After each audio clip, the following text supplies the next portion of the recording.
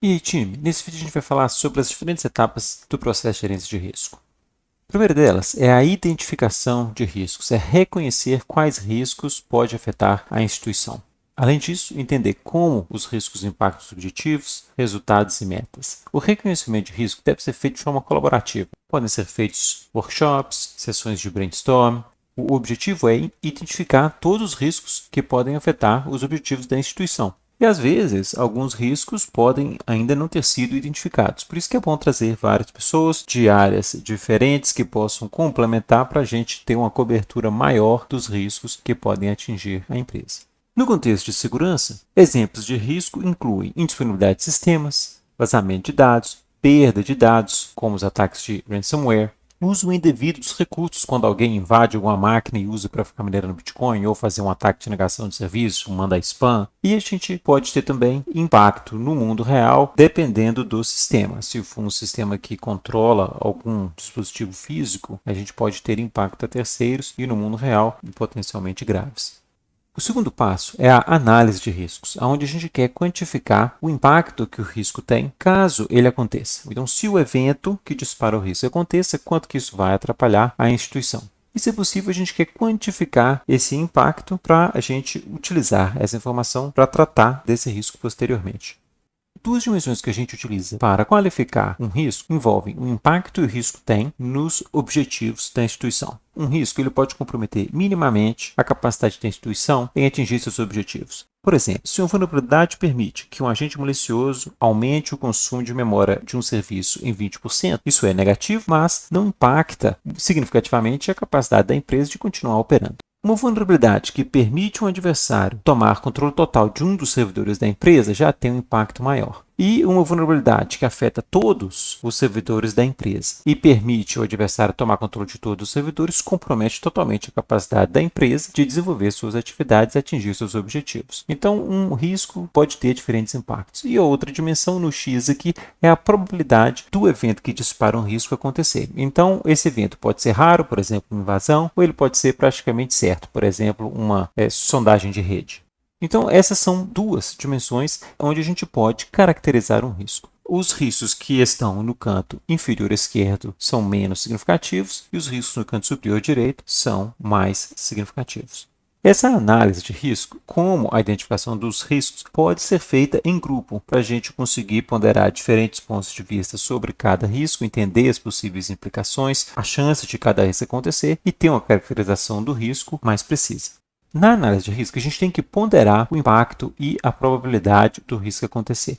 Em geral, o impacto é a dimensão mais importante. Um risco pouco provável, mas que compromete totalmente a habilidade da empresa a atingir seus objetivos, é mais importante do que um risco com impacto mínimo, independente da probabilidade daquele risco acontecer. Aqui a gente tem dois exemplos. Um risco que é praticamente certo de acontecer, mas que tem impacto mínimo na instituição, é uma varredura de rede identificar versões de serviços e quais arcabouços a gente está utilizando para desenvolver, por exemplo, um serviço web. Então, isso vai acontecer, mas não impacta muito o funcionamento da instituição. Por outro lado, uma invasão com extração de dados é um evento raro, mas, caso aconteça, compromete o objetivo da instituição. Pode ter perda de dado, impossibilitar atividades da instituição, vai ter impacto na reputação, então vários problemas. Então, neste caso, é mais importante o gestor se preocupar com a invasão e extração de dados do que com a varredura que vai identificar a versão dos serviços.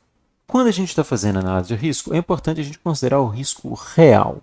O que é o risco real? O risco real é o risco que sobra depois da gente implementar controles e contramedidas para reduzir o nível ou a probabilidade de um risco. Por exemplo, quando a gente implanta um firewall em uma rede, a gente impede varreduras em serviços internos. Então, a gente reduz a probabilidade de um adversário identificar um serviço antigo ou um serviço privado dentro da nossa rede. Se a gente cifra os dados que não estão em uso, os dados que estão em cold storage, por exemplo, a gente limita o escopo de vazamento, porque mesmo que alguém consiga copiar os dados cifrados, não vai conseguir ter acesso ao conteúdo. Quando estamos fazendo análise de risco, a gente, em geral, classifica as dimensões que estamos considerando. Então, aqui estamos considerando impacto e probabilidade, e a gente classificou o impacto em 5 classes, que vão de muito baixo até muito alto, e a probabilidade, que pode ir de raro até praticamente certo. E para cada combinação de probabilidade e impacto, a gente coloca um nível de risco. Então, como eu tinha mostrado anteriormente, quanto mais para cima à direita, maior o risco, para baixo à esquerda, menor o risco. E aqui a gente vê também que um risco raro, mas com impacto muito alto, tem um nível de risco 15, que é maior do que um risco com impacto mínimo praticamente certo. Então, o exemplo que eu dei até agora considerou o impacto e a probabilidade de um risco. Claro, existem várias outras dimensões que a gente pode considerar. A detectabilidade, para a gente ver se um risco é fácil de detectar ou se ele pode passar despercebido, causando dano por longos períodos de tempo. A velocidade, né, quão rápido é um risco para causar um impacto negativo depois que ele acontece. Então, se o risco for muito rápido, a gente tem pouco tempo para tomar alguma ação depois que o evento que dispara o risco acontece. Se um risco é reversível ou não, pode impactar o nível dele. A abrangência do risco dentro da instituição. Então, por exemplo, se uma instituição utiliza uma aplicação em todos os seus dispositivos, uma vulnerabilidade nessa aplicação é mais significativa do que uma vulnerabilidade numa aplicação que é utilizada em apenas alguns dispositivos. E, por fim, a gente pode considerar, por exemplo, o impacto financeiro que o risco tem na instituição.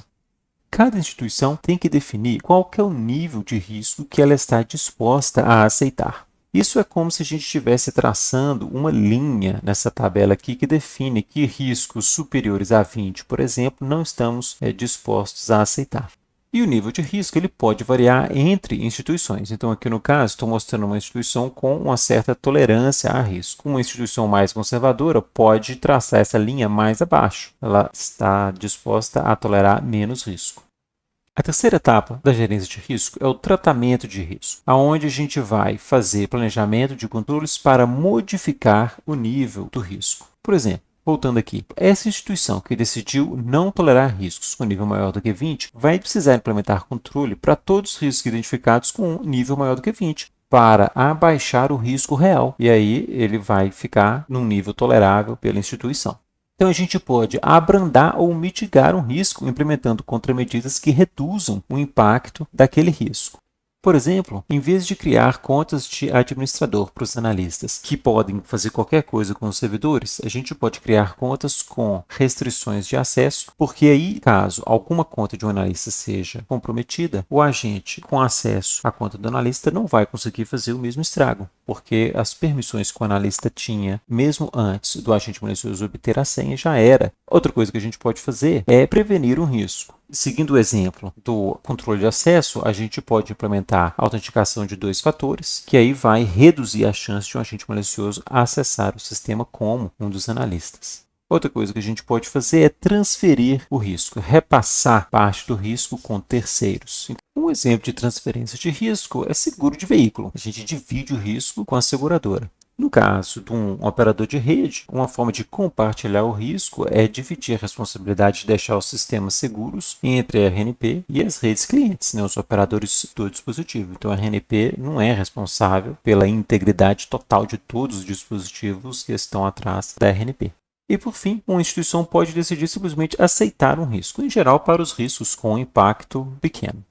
Então, nesta etapa de tratamento de riscos, a gente tem subetapas. A gente primeiro tem que identificar as causas e as consequências de cada risco, depois a gente tem que catalogar possíveis medidas de resposta a um risco. O que a gente pode fazer para controlar aquele risco? Avaliar a viabilidade dessas medidas que a gente identificou. Algumas delas podem ser inviáveis ou muito caras de implantar e outras são mais simples de implantar e ter impacto maior, por exemplo. A gente escolhe as medidas a serem implementadas, a gente elabora um plano de implementação e depois vai vir os controles, para a gente garantir que as medidas que a gente adotou para controlar o risco estão realmente sendo seguidas.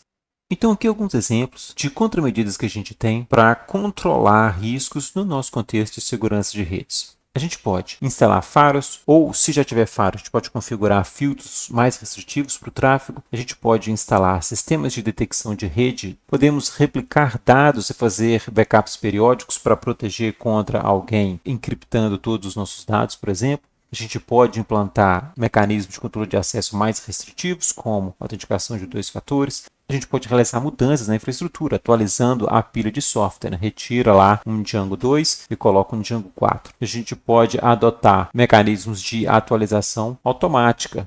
A gente pode treinar usuários, administradores de sistema, para reduzir a chance deles caírem em ataques de phishing ou induzir melhoria ou o endurecimento, vamos colocar assim, o fortalecimento das configurações dos serviços, deixando os serviços mais difíceis de serem comprometidos. E por último, depois da gente decidir as medidas que a gente vai utilizar para controlar os riscos, a gente tem que monitorar. A gente tem que primeiro monitorar a implantação dessas medidas, os processos de controle do risco. Depois, a gente tem que monitorar que os processos estão sendo seguidos depois de implantados. Então, depois que entra em operação, tem que continuar monitorando para garantir que eles estão sendo seguidos. E por fim, além das medidas de controle de risco, a gente também tem que monitorar o risco, que ele pode acontecer mesmo depois da gente implantar os controles. Como que isso manifesta no nosso contexto de gerência de vulnerabilidades? Então, o monitoramento da implantação do processo de controle é acompanhar a implantação de novas ferramentas de monitoramento. Então, se a gente decidiu que temos que utilizar nova ferramenta para monitorar os riscos, a gente tem que garantir que as ferramentas estão sendo implantadas. Depois, para monitorar, né, que os processos estão sendo seguidos, a gente pode contratar uma auditoria externa para aferir a efetividade da atuação dos analistas. Então, a gente pode ver se eles estão tratando as vulnerabilidades, se as ferramentas que a gente decidiu utilizar estão sendo utilizadas. E, por fim, o monitoramento do risco é exatamente garantir que a gente está executando as ferramentas de monitoramento das vulnerabilidades, né? Por exemplo, as ferramentas de varredura, periodicamente, e que os analistas estão analisando as vulnerabilidades e aplicando as atualizações.